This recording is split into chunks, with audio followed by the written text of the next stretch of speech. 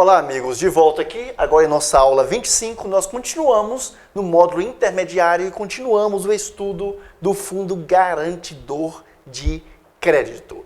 Espero que você tenha feito já a leitura no livro e a gente prossegue aqui com algo mais sobre FGC, tá? O Fundo Garantidor de Crédito e as garantias especiais. Nós já falamos aqui na aula passada sobre a garantia ordinária, a garantia comum, que é de até R$250 mil, a proteção dada ao investidor, ao aplicador, ao correntista, que se relaciona com o banco naquelas situações que nós vimos aqui. Poupança, depósito à vista, alguns tipos de depósito a prazo, como nós vimos aqui. Muito bem, mas cuidado, se alguém afirmar para você que o FGC não cobre em nenhuma hipótese valores acima de R$250 mil, não é verdade. Ele cobre sim. Há situações, isso é coisa nova, de 2009 para cá, não é tão novo assim, mas do ano de 2009 para cá, o Conselho Monetário Nacional criou, na verdade, os chamados Depósito a Prazo com Garantia Especial, DPGE, Depósito a Prazo com Garantia Especial. O que é o DPGE? Bom, tipos de aplicação financeira de valores elevados garantidos pelo Fundo Garantidor de Crédito, garantidos pelo FGC. A garantia é de até R$20 milhões. Observe que são valores expressivos. Então, qual o objetivo dessas DPGE? Bom, o que acontece? Devido à crise no sistema bancário americano de 2008, e que ameaçou, inclusive, prejudicar todo o mundo, todo o sistema financeiro internacional, inclusive o sistema financeiro brasileiro. Então, vários países, os bancos centrais de vários países, os conselhos monetários de vários países, tomaram, as autoridades monetárias, melhor dizendo, de vários países, tomaram providências. No Brasil, diversas providências foram tomadas. Uma delas foi essa aqui. O CMN decidiu criar o DPGE, porque não havia uma proteção aos depositantes de valores mais elevados, E aí o que acontecia? O cliente, o cliente aplicador, ele evitava procurar bancos pequenos e bancos médios. Ele acabava procurando bancos grandes, os maiores bancos brasileiros, acreditando que a garantia fosse maior, um banco de tamanho mais expressivo, já que não havia uma proteção ao aplicador, por exemplo, a quem adquiria títulos de banco de valores bem elevados. Ok, então o CMN criou o DPGE, o Depósito a Prazo com Garantia Especial. Como é que funciona? O banco oferece esse título, o cliente aplica no banco, compra esse depósito a prazo. Digamos que o cliente aplique R$12 mil em um banco. 12 milhões de reais no banco, 12 milhões de reais no banco. E aí ele adquire esse DPGE, adquire esse título. Qual a vantagem? A garantia, uma das vantagens, a garantia feita pelo FGC de até R$20 milhões. Obviamente, se ele aplicou 12 milhões de reais e de repente o banco vier a falir, o banco ficar insolvente ou até vier a ser liquidado pelo Banco Central, obviamente quem aplicou 12 milhões de reais num DPGE, num título desse, ele não vai receber 20 milhões. A proteção é até 20 milhões. Ok, neste caso aqui, os valores, os percentuais recolhidos são maiores, obviamente. Afinal, o FGC, o Fundo Garantidor de Crédito, está oferecendo uma proteção bem maior. Mais recentemente, em 2012, o Conselho Monetário Nacional criou o DPGE tipo 2. Qual a diferença do DPGE comum, o primeiro, e do DPGE tipo 2? É que o DPGE comum, este aqui, do qual estamos falando, ele não exigia uma garantia, ou seja, havia a cobertura com os depósitos, a cobertura com os valores recolhidos, aquele percentual recolhido pelos bancos, que neste caso o percentual é maior,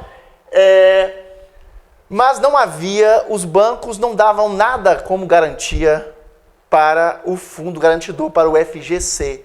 No DPGE tipo 2, criado a partir de 2012 pelo CMN, criado há 3 anos pelo CMN, os bancos, além de recolher um percentual dos depósitos a prazo para formar o fundo garantidor, o fundo que vai garantir esse depósito a prazo, eles também davam como garantia,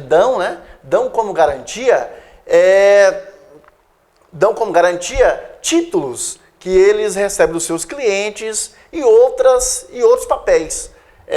Inclusive, por exemplo, carteira de descontos, esses bancos dão como garantia para o FGC. Então, no caso extremo do FGC, ter de pagar o cliente, ter de reembolsar o cliente aplicador por conta da quebra do banco, da falência do banco, da insolvência do banco, o FGC tem como garantia esses valores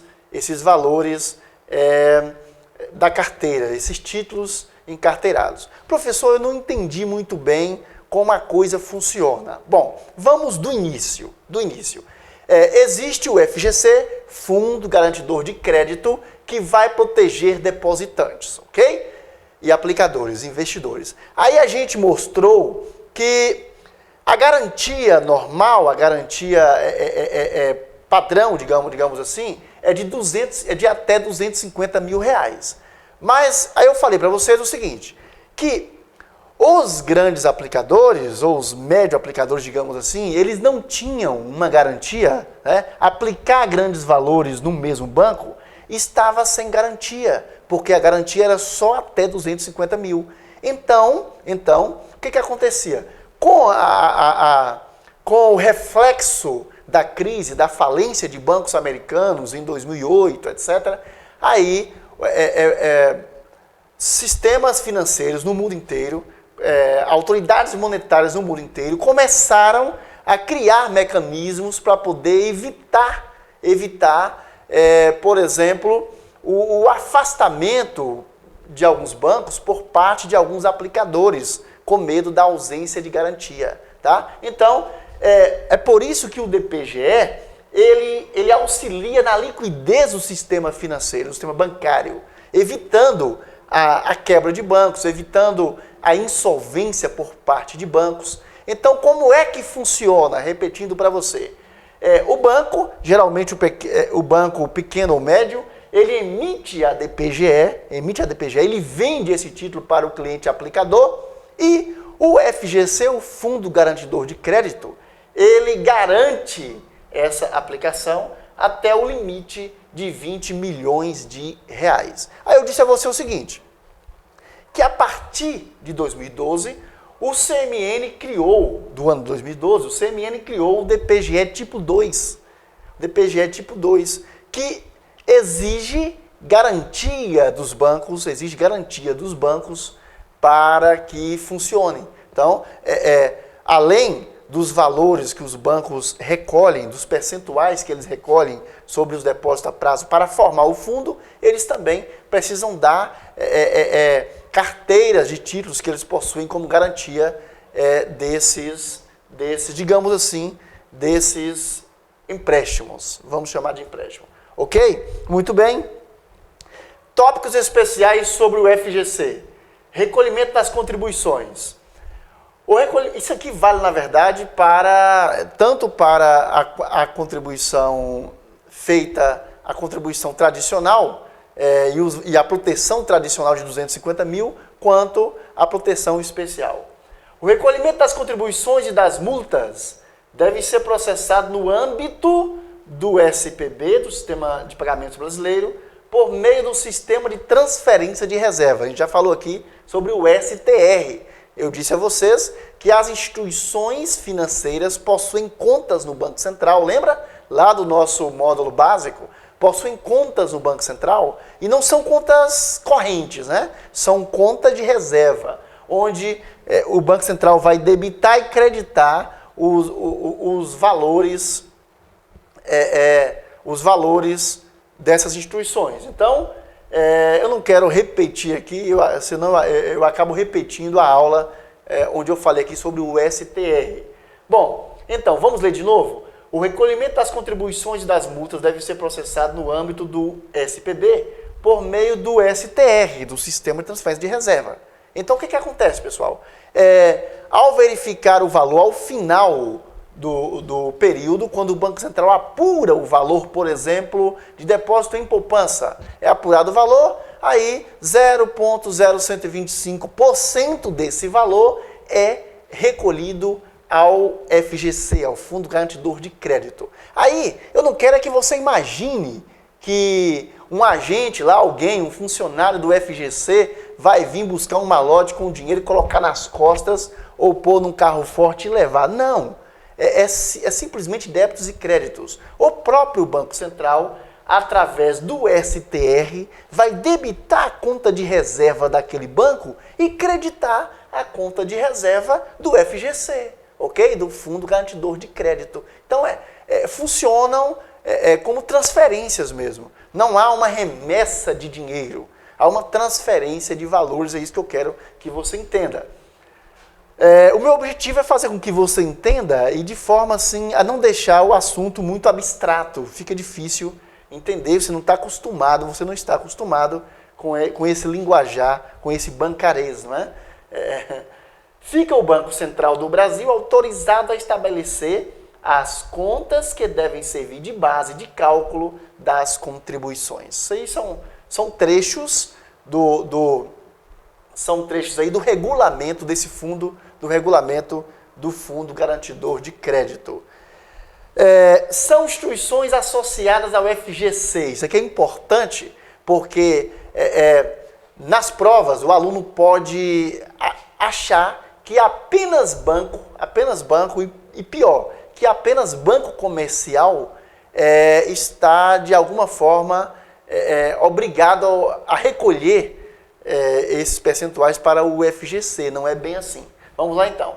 São instituições associadas ao FGC, a Caixa Econômica Federal e as instituições constituídas sob a forma de banco múltiplo. Olha que interessante, mais uma vez, a diferenciação entre Caixa Econômica e banco, como eu já falei para vocês aqui em aulas anteriores.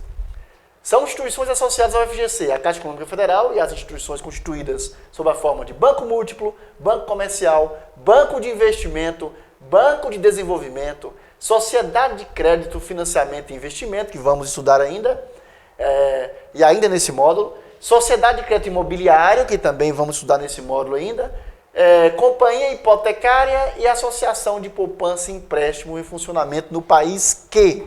E aí, esse que, na verdade, eu não completei aqui, que eu já falei, que de alguma forma captam através daqueles tipos de depósito que nós vimos aí. Poupança, depósito a prazo, letras hipotecárias, letras de crédito imobiliário e assim por diante, as letras.